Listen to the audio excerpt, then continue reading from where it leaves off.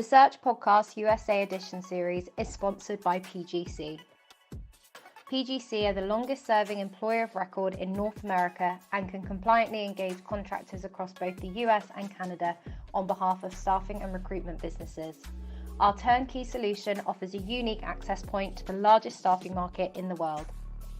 To find out more, visit us at pgcgroup.com.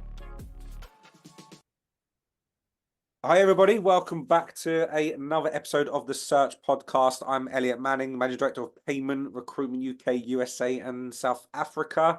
I am in Charlotte this week and took the opportunity to bring on a guest, someone I've known for some time, who I've connected with, and follow and a lot of the stuff that he does on LinkedIn. But Mike, I'll let you do an introduction of yourself. Hey, how's it going, everyone? Mike Williams, Carnegie Search. I'm also here in Charlotte, so We're here in the same city today, although we're not in the same place. But yeah, good to be here.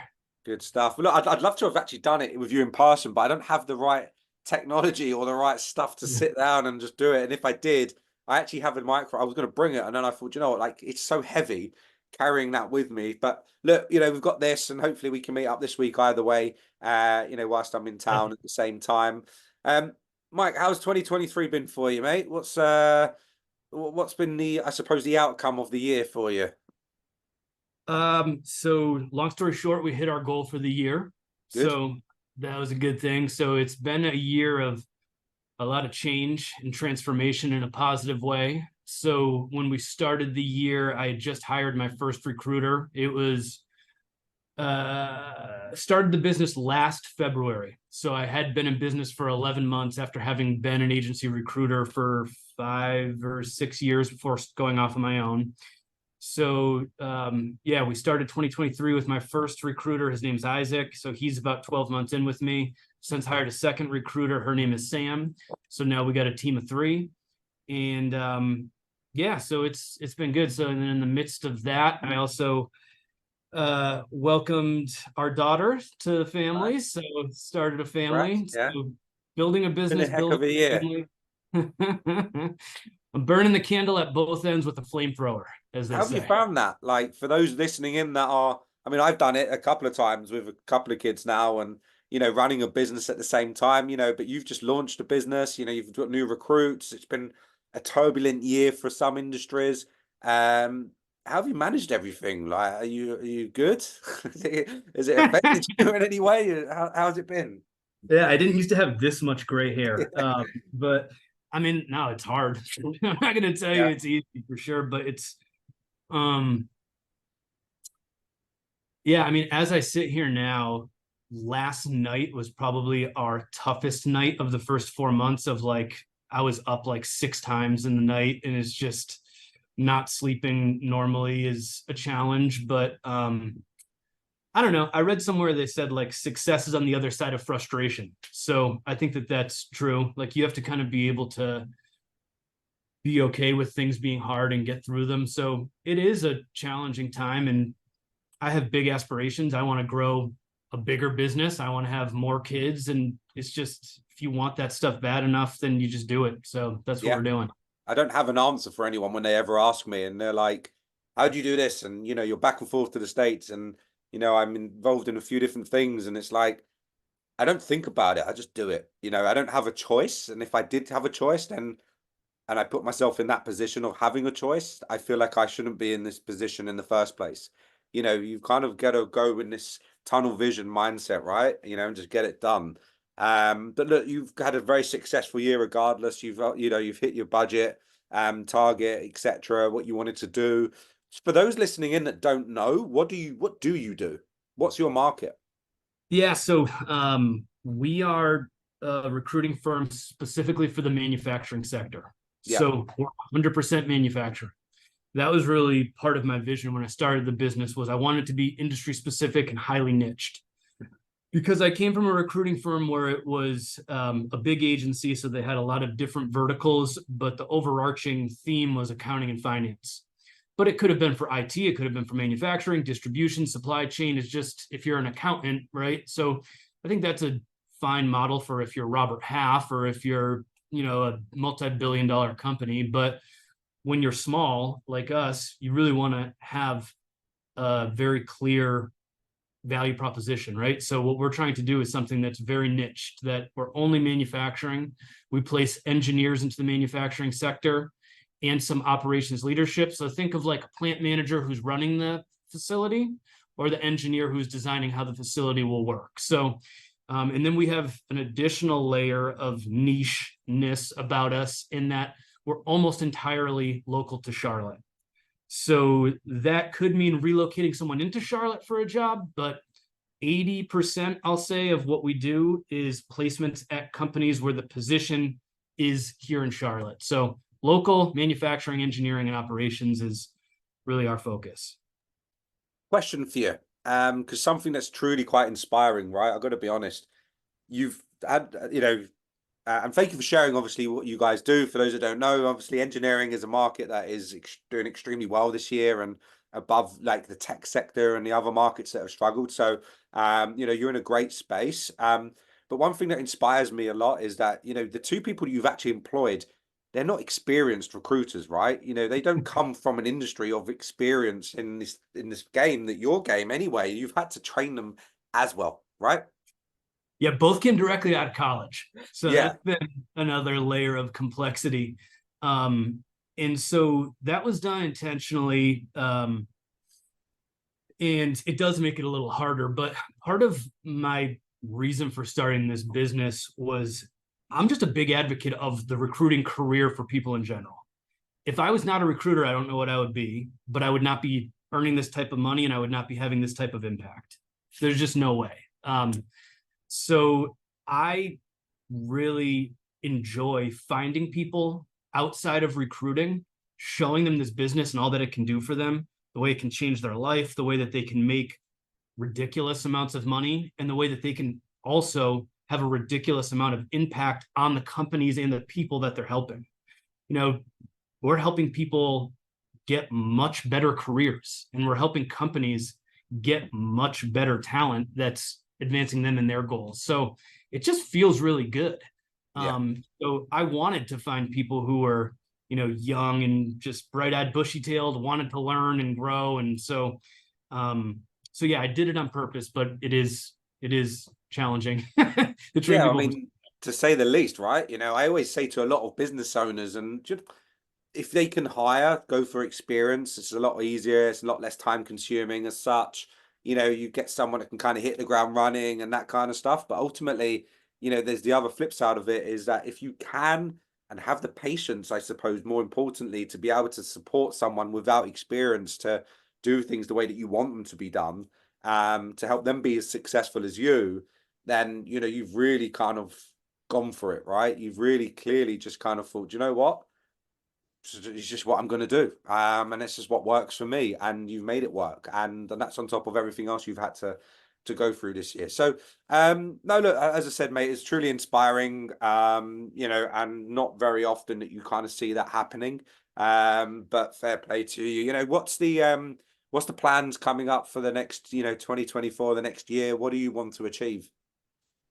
So I actually haven't even shared this with the team yet, but they might tell them before this goes live then. Yeah. So and by the way, they're usually right here in this small office. We got a desk right here. Looks like one of those backgrounds. Now, obviously, I've got a blurred background because I've just got a plain grey wall behind me. But yours looks like one of those picture things that you put behind you, but it's obviously a real office. Yeah, it's I wish I could say it's like because it's so perfect looking, but it's just, I don't know, just the way that it looks. Anyway, so neither of them are here today. One of them's got the day off, the other one's out sick. So it is kind of a perfect time to talk about this. But I'm going to be unveiling our 2024 goal to them next week. And our goal for next year is, simply put, 2x. Trying to double the business in terms of revenue, double in terms of headcount, and double in terms of impact that we have as far as people that we find jobs, companies that we find talent for. So this year we did 1.2 million. My individual goal was 1 million in billings myself, 200,000 for Isaac. We ended up hiring an additional person just 3 months ago, so she's kind of icing on the cake too. Isaac hit his goal. He's at 260 for the year.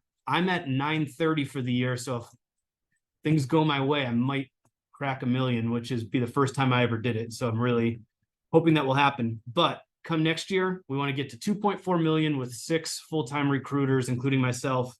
That's the goal for 2024. Fantastic. And is that like drawn out plans? You know, at this point you want to do this, at this point you're going to do that. You know, you kind of know exactly when to pull the triggers. We're fleshing that out now. So Cool. I started thinking of that, and at first I said to myself, well, 2.4 million for 2024. That's kind of got a nice ring to it. So yeah, perfect.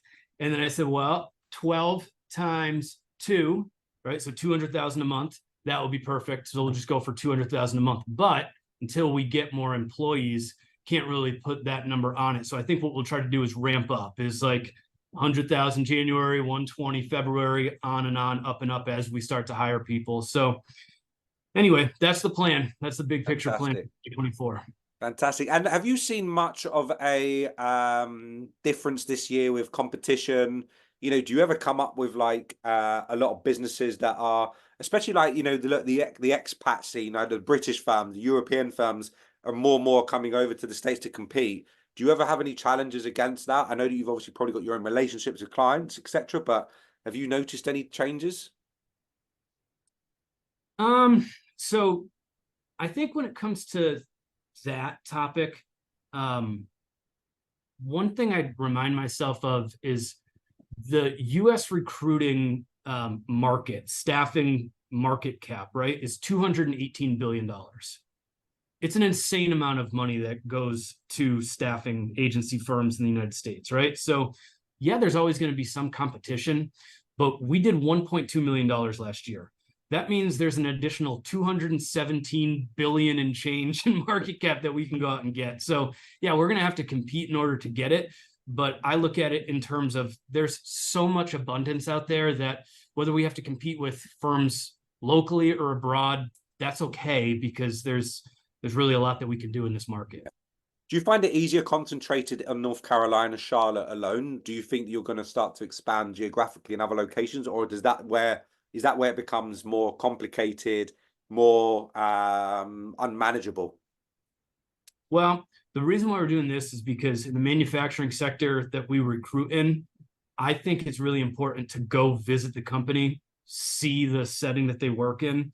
These are sometimes heavily industrial environments that could have a lot of considerations people would want to know. Some of them are hot, some of them are, you know, dusty, dirty, paper mill. Some of them are foundries that have, you know, 1800 degree melting, you know, materials in them, right? So people just need to know that before you call them up and say, hey, I think you should take this job. Why? Well, because it gets me a commission. You know, like it needs to be fleshed out what this opportunity actually is. So if we're, you know, on an airplane to California, that's not really like a great use of our time. So what I think is that I'd eventually like to break into other markets, but I think that we could have a $10 million a year business here in Charlotte that's specifically manufacturing and is all clients that are 100 miles to Charlotte that we could easily drive to. So until we get, you know, approaching those type of numbers, I don't think that we need to add that level of complexity to the business and make it, you know, multi-regional. Yeah. And you mentioned like that value, that face-to-face value that you can have is the difference to most. But I suppose what I'm trying to say is a lot of the businesses that I've spoken to, and I had a guy called Stuart on my podcast recently. He basically outlined those businesses that are looking to be successful, that want to do well when it comes to business development and client relationships. They need that face-to-face value. You know, it's important. It steps it up a little bit more, separates you from the rest. Are you saying from yourself in your market, that's kind of where you've got that better value add? Yeah, and I listen to Stuart's podcast. I'm a fan of his and what he's building with Hampton North. Yeah. So yeah, I mean, absolutely. I think that at the end of the day, recruiting is a service, and it kind of falls into the field of consulting. So we're a variable expense, obviously, right? Like we're not a fixed expense for them. So in a downturn market, or, you know, in any market, it's something that they're looking at closely. Do we want to spend money on Mike's recruiting firm, or do we want to spend money on some other vendor? And if they've never even met you in person, then I think it's a lot easier for them to give you the axe. Yeah, absolutely. Yeah. I mean, look, this is natural, like, unfortunately, and where people are trying to do it so much and think that VCs are the best way to necessarily, I think my guys come and met you for a meeting. I know that we could do more in the future, hopefully with you guys, but I'm a big fan and advocate of go and meet your client, go and sit with them, go and like shake their hand, go and put the face to face value in straight away. But a lot of businesses, and obviously this is a bit of a separate kind of subject to the conversation, but a lot of businesses are doing so much in the US without having that value add to their clients, and wondering why they can't get any business and why they have no relationships and why they're struggling.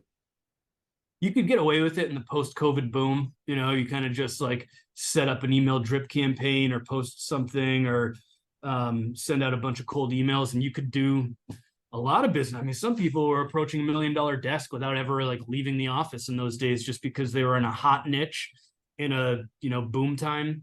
But I don't think that's a recipe for continued success in this business. Yeah, absolutely. Look, yeah, I mean, but otherwise from your side, you seem to be doing all the right things anyway, so it's going really well, and you've got all the right stuff in place. Do you have any advice, by the way, Mike, based on what you've seen this year, how you've grown your business, your success, for those recruiters who have got the experience that you had in their markets that are looking to set up themselves? What advice would you give them? So if they're looking to set up a business for themselves, I think the first thing I would suggest people do is get really clear on why you want to do it, because that's going to inform the steps that you take from there. There's a lot of different good reasons to do it. It could be that it could be anything that's important to you. It could be that you just don't like your coworkers, that you don't want to go into the office, you want to do things your own way, you want to build something, which is what I'm looking to do, because I want to train people and bring them into this industry. Just whatever it is, just be really clear on why you're doing it first. So that's, I would say, step number one. And then step number two is part of like one of the core values that we have here, which is, I think you really have to have an emphasis on learning and growing and learning from other people and studying people that have been successful in this. So that might mean watching a podcast like this. It might mean joining a coaching group. It might mean just reading books on sales, but I think you have to have a spirit of continuous improvement and growth, or else the market will probably wash you out. So those are the two things I would say that, you want to develop if you're first starting. Have you challenged yourself with anything in particular that you found that is something that you're not used to and was uncomfortable, that, you really felt like, whether you questioned whether this was the right thing for you to do? I think we try to do that often. I mean, one thing that comes to mind, I'll give you two examples, is one was getting involved with digital marketing, mainly via posting on LinkedIn. I had never posted on LinkedIn when I worked for an agency, but I saw the value in it immediately, that people were getting all kinds of engagement. So I just forced myself to start doing it, and it was awkward at first, but we've won clients, we've won candidates from it. So that's probably the biggest one, I would say. Why are you so active on it? Because you do so much with it, but what you do is so effective as well, that your following and the attention you get is incredible. Well, thank you. So, I could be doing much more, I think. I'm usually posting like 2 to 3 times a week. I see people that are posting like that many times a day. So I try to, I try not to show up just for the sake of showing up. Yeah. But I mean, why am I doing it? The reason is just because it works. I would not do it if it didn't work. I'm not a social media person. I don't have Facebook, Instagram, any other type of social media except for LinkedIn. I do this strictly for commercial purposes. So I do it because we've won big clients by posting. We've won candidates by posting. Yeah. It's warmed up our cold outreach to clients people who I've never heard of will somehow say, hey, I saw something that you wrote on LinkedIn. So simply put, it works. And it's just too easy to not do. It's really, sometimes people think like that's all that I do is post stuff on LinkedIn all day. It takes up like probably 2 to 5% of my mental energy in a day.